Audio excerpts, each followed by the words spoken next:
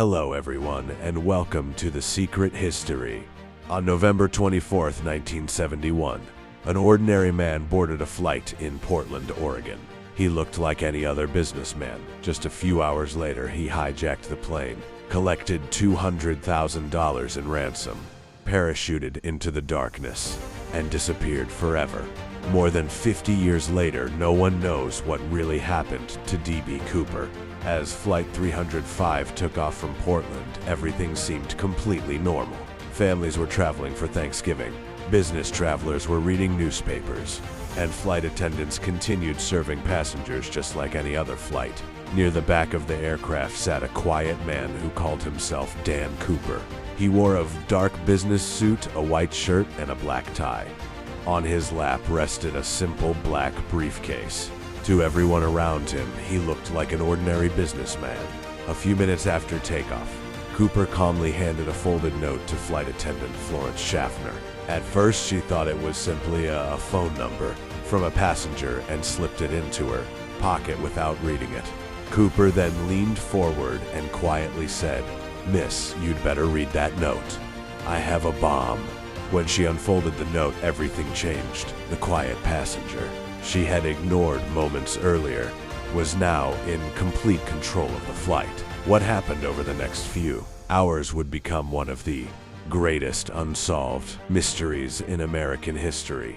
Flight attendant Florence Schaffner quietly followed Cooper's instructions. Inside the briefcase, she saw what appeared to be red cylinders connected by wires and a battery.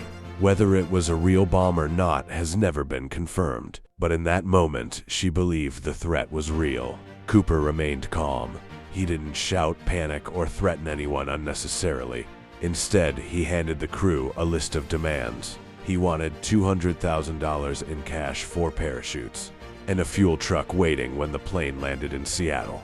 The pilots immediately informed air traffic control and the FBI, while the passengers had no idea what was happening.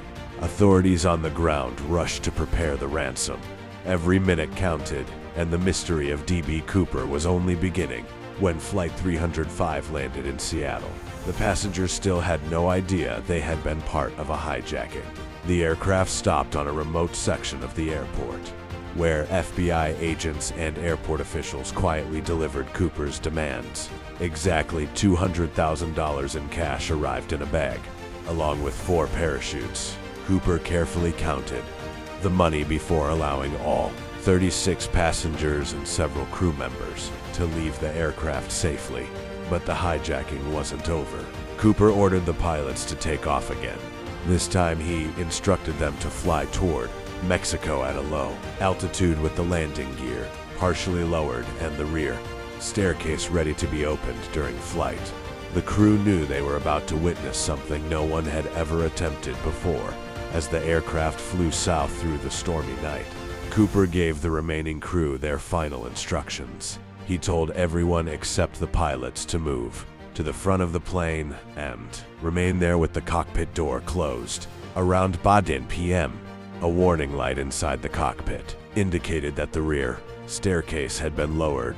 A few minutes later, the pilots felt a sudden change in the aircraft's balance. They had no visual contact with Cooper and could only continue flying as instructed. Somewhere over the dense forests of the Pacific Northwest, D.B. Cooper opened the rear stairs, strapped a parachute to his back, picked up the bag containing $200,000, and jumped into the cold, rainy night. No one saw him jump. No one knew exactly where he landed. From that moment on, Dan Cooper simply disappeared, leaving behind one of the greatest mysteries in FBI history. The FBI immediately launched one of the largest investigations in American history. Thousands of agents searched forests, rivers, and mountains across Washington state, but there was no sign of Cooper, no parachute, and no body. Investigators interviewed hundreds of witnesses and examined every piece of evidence they could find. They collected fingerprints, analyzed the black tie Cooper had left behind, and followed thousands of leads from across the country. Years passed, but every promising clue led to another dead end. Then, in 1980, a young boy named Brian Ingram made an unexpected discovery while digging. In the sand along the Columbia River, buried beneath the surface, were bundles of badly damaged $20 bills. When the serial numbers were checked, the money was confirmed to be part of Cooper's ransom. It was the first physical evidence ever found, but it only made the mystery even more confusing. Despite decades of investigation, no one has ever been able to prove what happened after Cooper jumped from the aircraft. Some experts believe he could not have survived the freezing temperatures, heavy rain, and rugged forests below. Others argue that Cooper planned every detail and escaped successfully. Over the years, dozens of suspects were investigated. Former soldiers, experienced skydivers, and even career criminals were all considered possible candidates. Yet none of the evidence was strong enough to identify the man beyond doubt. In 2016, after 45 years of investigation, the FBI officially closed the D.B. Cooper case. The agency decided to focus its resources on higher priority investigations. But the mystery itself remained unsolved. Even today, the name D.B. Cooper continues to inspire books, documentaries, movies, and endless debates.